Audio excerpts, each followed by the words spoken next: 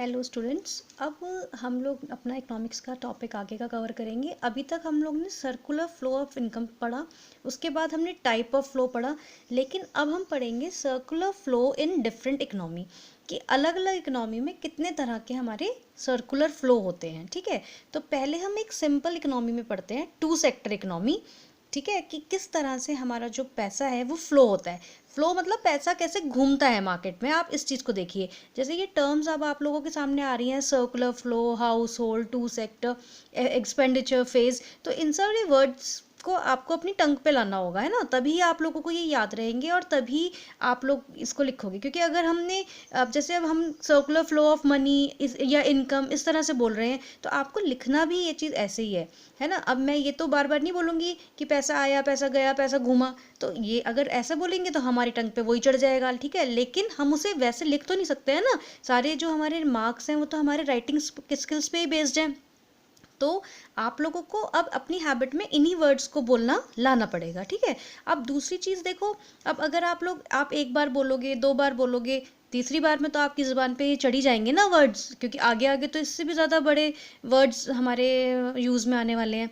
ठीक, तो अब सर्कुलर फ्लो जो हमने पढ़ा था उसकी डिफरेंट इकोनॉमी हम पढ़ते हैं। देखो बिल्कुल सिंपल लैंग्वेज में मैं आपको बताती हूँ।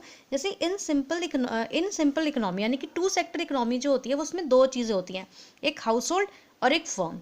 हाउस होल्ड हो गए हम लोग, ठीक है, और फर्म हो गई जहाँ हम काम कर रहे हैं। तो हम पहला आप देखो, ये हाउस होल्ड से हमने यहाँ पे आके इधर मतलब फैक्टर सर्विसेज मैंने लिखा है। फैक्टर सर्विसेज मतलब क्या हो गया, हम जो जॉब करते हैं उसको हम लोग जॉब ना बोल के यहाँ पे फैक्टर सर्विसेज बोल रहे हैं। ठीक है, तो हम हाउस होल्ड जैसे हम लोग हैं, हम लोग फर्म के लिए क्या करते हैं, काम करते हैं। काम करने को यहाँ पे सिर्फ काम करना या जॉब करना नहीं बोल रहे, यहाँ बोल रहे हैं हम फैक्टर सर्विसेज प्रोवाइड करते हैं फर्म को। हम अपने को हम भी नहीं बोल रहे हैं, हम हाउस होल्ड बोल रहे हैं। तो हम अपने आप को रिप्रेजेंट कैसे कर रहे हैं, हाउस होल्ड की तरह। तो हाउस होल्ड यानी कि हम फर्म के लिए काम करते हैं। तो काम करते हैं तो हम उसे बोलते हैं फैक्टर सर्विसेज। ठीक है, अब जब हमने काम करा पूरे महीने, तो जो फर्म है वो हमें क्या देगी, वो हमें कैश देगी, हमें सैलरी देगी। तो यहाँ पे सैलरी ना बोल के हम लोग उसे फैक्टर पेमेंट बोलेंगे। ठीक है, तो हमने पहले काम किया, फैक्टर सर्विसेज दी अपनी किसको, फर्म को। फर्म ने हमें उसे किस तरह से लौटाया, as a payment, as a salary. तो उसे हम क्या बोलेंगे, फैक्टर पेमेंट। क्लियर हो गई ये चीज़। तो इस तरह से यहाँ पे घूमा काम। दूसरी चीज़, अब जब हमारे पास में पैसा आ गया, तो पैसा आ गया तो हम फटाफट से उस जाएंगे और कुछ ना कुछ जो हमारे खर्चे हैं हम उन्हें करेंगे, कुछ भी खरीद के लाएंगे या क्या होगा। तो हमारा जो वो खर्चा होगा वो हमारा हो गया कंजम्पशन एक्सपेंडिचर। एक्सपेंडिचर माने खर्चे ना। तो वो हम जो पैसा, जो सैलरी हमें मिली उसको हमने खर्च कर दिया। अब खर्च कर दिया तो वो पैसा वापस फर्म के पास आ जाएगा। ये वही फर्म नहीं है जिसके लिए हमने काम करा, वो कोई भी फर्म हो सकती है जिसके लिए हमने काम करा है। ठीक है, किसी को भी पैसा जाएगा, मतलब पैसा जो हमारे पास आया था सैलरी के रूप में, अब हम उसे खर्च करेंगे तो वो किसी भी फर्म के पास जाएगा, यानी कि घूमकर जो पैसा है वो वापस मार्केट में आ जाएगा। अब मार्केट में आ गया, जब आप कोई चीज़ लेने जाओगे तो आप उसे पैसा दोगे दुकानदार को, तो वो आपको क्या देगा, कुछ गुड्स या सर्विसेज जो आपने लेना है वो लेगा। तो फर्म जो है वो वापस से goods and services house hold को दे देगी। तो ये साइकिल जो है आपको क्लियर हो गई कि पहले हमने हमने यानी कि हाउस होल्ड ने काम किया फर्म के लिए, यानी कि फैक्टर सर्विसेज। फर्म ने उस काम के एवज में हमें पैसा दिया, सैलरी दी, मतलब उसे बोलेंगे फैक्टर पेमेंट। जब पैसा आ गया हमारे पास में तो हम फिर उसे खर्चा करने निकले। तो खर्चा करने के लिए हम उसे कहेंगे कंजम्पशन एक्सपेंडिचर।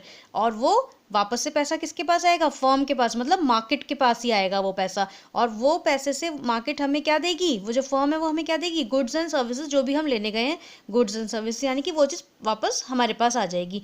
ठीक है, तो इस तरह से हमारी जो सिंपल इकोनॉमी में टू सेक्टर इकोनॉमी हमने यहाँ पे ये समझ ली। अब इसका ही सेकंड हम एग्जाम्पल लेते हैं, two sector economy with financial market. मतलब ये हाउस होल्ड और फर्म, यानी कि हम लोग और फर्म तो है ही जहाँ पे हम काम कर रहे हैं, बस इनके बीच में एक बैंक और आ गया। फाइनेंशियल मार्केट माने बैंक।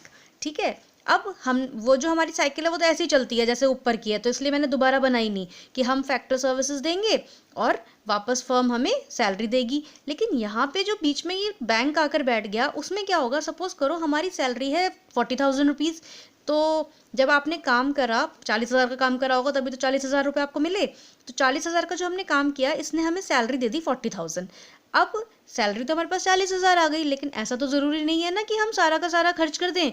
ठीक है, तो हमने क्या करा, 30,000 का तो वापस से वो घूम गया, हमने अपने खर्चे कंजम्पशन एक्सपेंडिचर कर लिए, बट जो 10,000 रुपीज़ थे वो मैंने डिपॉजिट कर दिए बैंक में, यानी कि हाउस होल्ड से हमारे पास से वो पैसा कहाँ चला गया, बैंक में चला गया। अब बैंक के अंदर वो आ गया तो बैंक क्या काम करेगा, अब फर्म को अपने काम के लिए पैसा चाहिए होता है ना, लोन लेती है कंपनीज, ये करती हैं, तो वो बोरो कर सकती है, मतलब बैंक जो है फर्म को दे देगी क्योंकि फर्म उससे बोरो कर रही है, और इस तरह से पैसा जो है वो मार्केट में ही घूम जाएगा, हाउस होल्ड और फर्म के साथ साथ बैंक में भी चला गया। और जो फर्म है वो पैसा उससे डिपॉजिट भी कर सकती है बैंक में, क्योंकि उसका खुद का अकाउंट होता है, वो उसमें जमा भी करेगी, क्योंकि जब अगर वो लोन लेगी तो लोन की किस्तें भी तो चुकाएगी ना, इस तरह से ये लेन देन कर देगी। बट हाउस होल्ड जो है वो उस तरह की डिपॉजिट नहीं करेगा जिस तरह का फर्म ने करा है, क्योंकि वो बोरो उस हिसाब से नहीं कर रहा है। ठीक, तो ये हमारी दो तरह की इकोनॉमी हमने अभी पढ़ ली, मतलब सेकंड सेक्टर इकोनॉमी में ही एक सिंपल इकोनॉमी पढ़ ली और एक पढ़ लिया विद फाइनेंशियल मार्केट। तो आज हम इस वीडियो को इतना ही रखते हैं, इसके बाद हम 3 सेक्टर इकोनॉमी पढ़ेंगे नेक्स्ट वीडियो में। ओके।